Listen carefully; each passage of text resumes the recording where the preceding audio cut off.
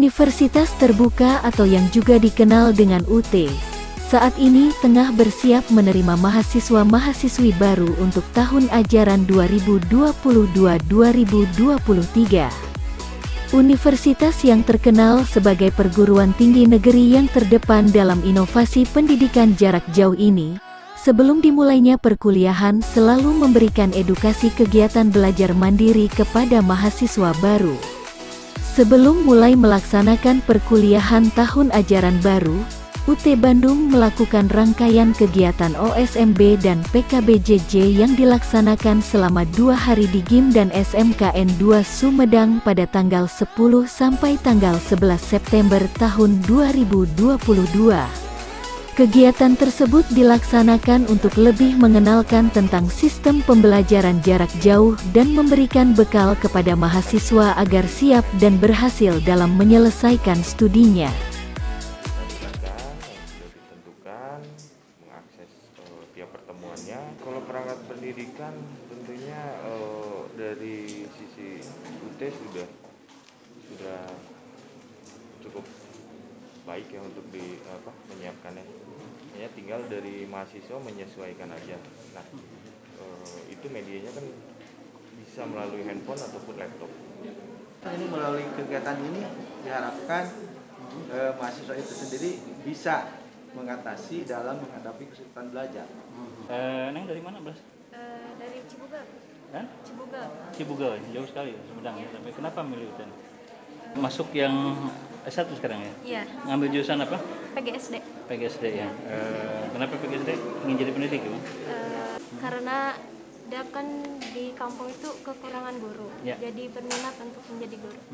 Saat ini baru lulus atau sudah mengabdikan diri atau gimana? Lulus dari SMA? Baru mengabdikan. Sudah mengabdikan 1 tahun pelajaran di sekolah SD. Oh gitu. Kenapa ngambil Universitas Terbuka ini? Karena saya sambil kerja juga, jadi di Universitas Terbuka bisa membagi waktu antara kerja dan kuliah, lebih fleksibel. Betul. Ada informasi sebelumnya masuk di sini atau memang sudah belajar buka ternyata UT nih bisa diambil pilihan? Sebelumnya sih saya belum tahu UT awal dulu baru tahu sekarang dari teman, soalnya teman masuk UT tahun 2021, jadi baru tahun kemarin tahunnya. Oh gitu. 2 hari berangkat sudah dapat pembekalan. Oh ternyata menyenangkan, gimana? Ya. Di UT itu lumayan menyenangkan dan cara belajar juga mudah, di mana saja dan bisa kapan saja. Terus kira-kira nih sesudah nanti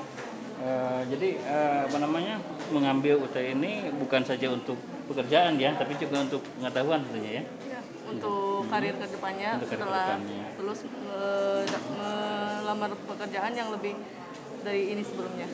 Gimana kitanya kalau kitanya bisa membagi waktu, membagi waktu antara pekerjaan sama belajar, itu kembali lagi ke diri kita. Kalau kitanya niat dari awal motivasi untuk masuk UT itu untuk apa, maka kita bisa mengaturnya semua itu. Pertanyaan kenapa memilih UT? Jujur ya Pak, karena menurut saya biayanya terjangkau. Saya memilihnya pembelajaran online itu Pak, soalnya karena awalnya itu saya kan mau kuliah dulu, kayak mau gapir, mau kerja. Cuman saya mikir lagi, kalau misalnya kerja sambil kuliah kan bisa juga. Cuman kalau misalnya itu kan biasanya rata-rata ke swasta gitu ya Pak. Tapi menurut saya kan biayanya lebih mahal ya Pak kalau swasta. Terus saya cari tahu, terus dikasih tahu sama saudara kalau katanya ada UT itu negeri, terus biayanya murah, bisa sambil kerja juga. Dari situ saya milih masuk UT. Kenapa Teteh mengambil UT? Karena sistem pembelajarannya fleksibel, yang pertama, yang kedua bisa jarak jauh, yang ketiga terjangkau. Jurusan apa tadi UT ini Pak? Hukum. Karena kebetulan keluarga saya kebanyakan di hukum. Di bidang bagian hukumnya? Ya, jadi ya saya ikut saja. Yang penting bisa membagi waktu untuk belajar, karena kan kita mandiri ya, nggak tetap kelas. Salah satu pertimbangan dengan mengambil jarak jauh ini gimana sistem pendidikannya? Karena kan kalau jarak jauh kan bisa sambil bekerja. Oh iya, betul. Ada kesibukan. Terus keluarga ya, yang sudah berkeluarga tentunya ya. Oh gitu ya. Kalau sekarang sih saya kan baru mengenal UT ya, baru sekarang. Ya sekarang dimulai dengan baca-baca modul dulu aja kayak Pak ya. Soalnya kan sekarang baru mengikuti OSMB juga. Jadi kita sih paling memulai dengan membaca-baca modul ya. Yang melatar belakangi adanya kegiatan ini kira-kira Pak, mohon izin Pak Wan, mohon diceritakan aja Pak. Yang melatar belakangi kegiatan ini adalah bahwa mahasiswa yang masuk ke ini mahasiswa baru. Setuju. Perlu tahu tentang wawasan universitas terbuka.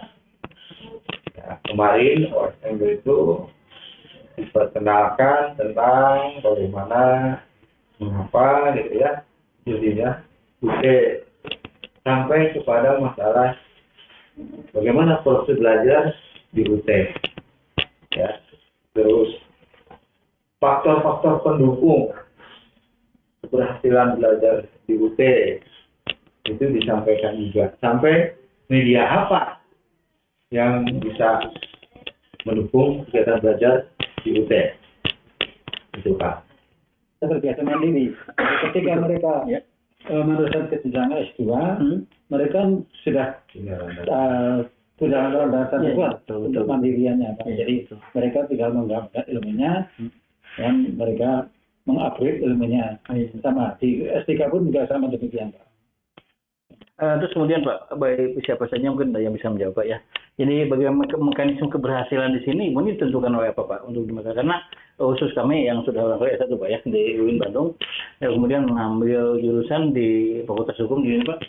Ini barangkali mesti juga bingung sebetulnya sejauh mana kira-kira untuk mencapai faktor keberhasilan Pak ya, untuk keberhasilan agar kita sampai pada tujuan Pak ya, artinya selesai dengan indeks prestasi kumulatifnya ya yang memuaskan sebagainya.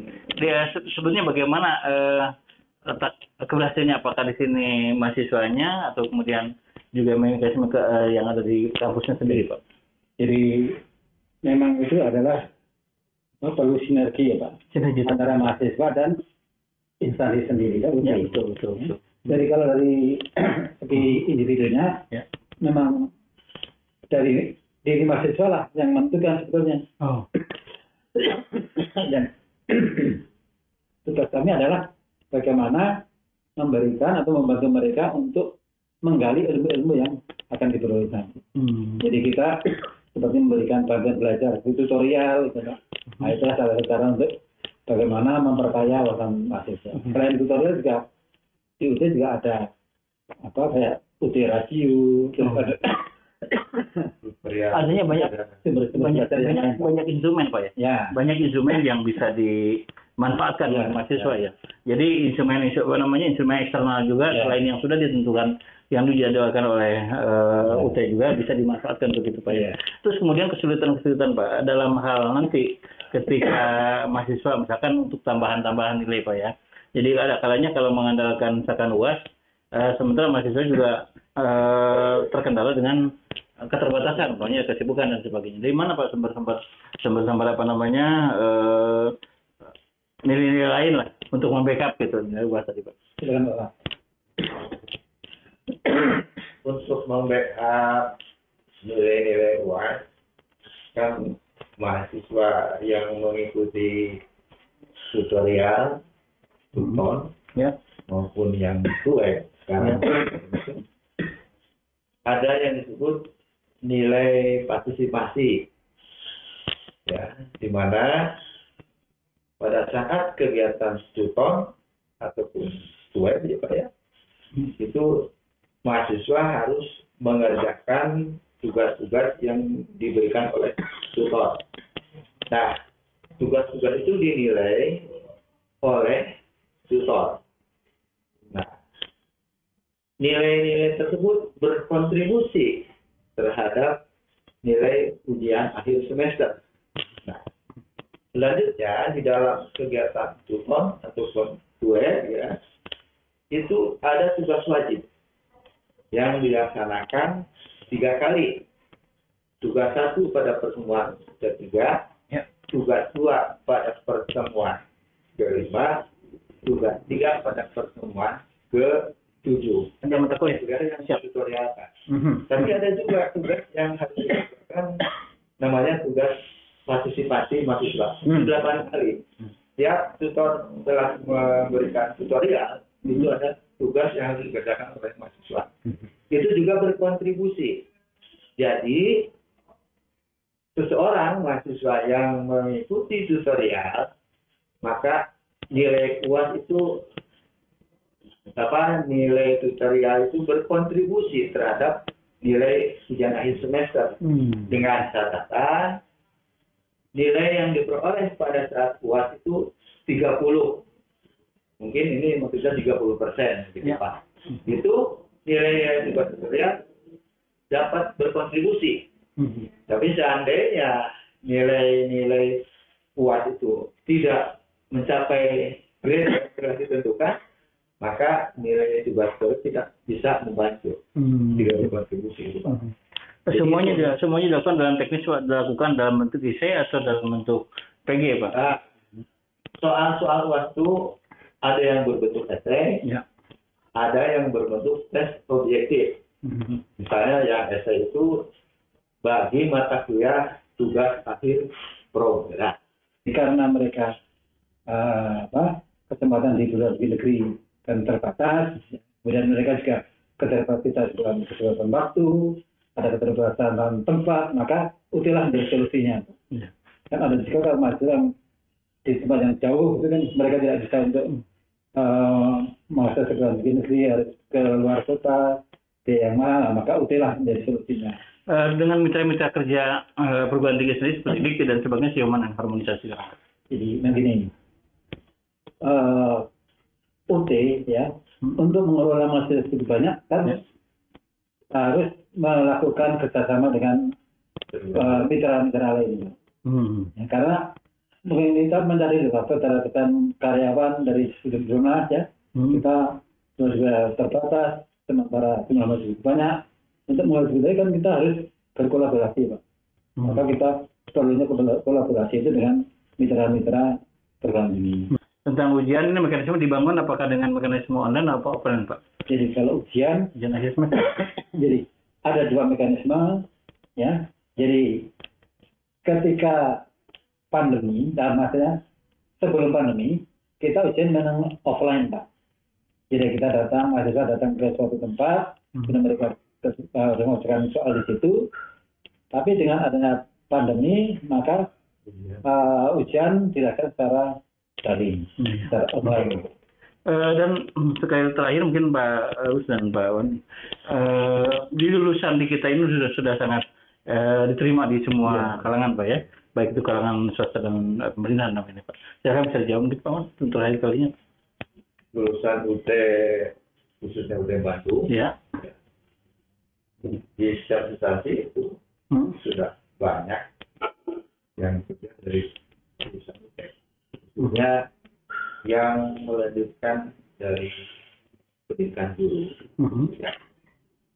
Tapi untuk instansi lain juga sudah banyak kurang dari lulusan UT. Kan kenapa ya? Ya UT menjadi perguruan tinggi yang paling banyak menyerap lulusan dari luar negeri. Gitu. PNS itu UT yang paling tinggi. Dan akreditasi kita dari kita ini terendah apa Pak? C atau W? Masih sebagian besar B. Ada juga yang udah yang A juga Pak. Itu ditentukan oleh Pak Majid, Pak. Gini, kalau standar itu kan dari adanya standar pendidikannya. Jadi per dikti telah menentukan standar, kemudian standar pendidikan, nah itu akhirnya menentukan standar sendiri yang di atas dari dikti. Dan dari standar itu harus dijaga melalui adanya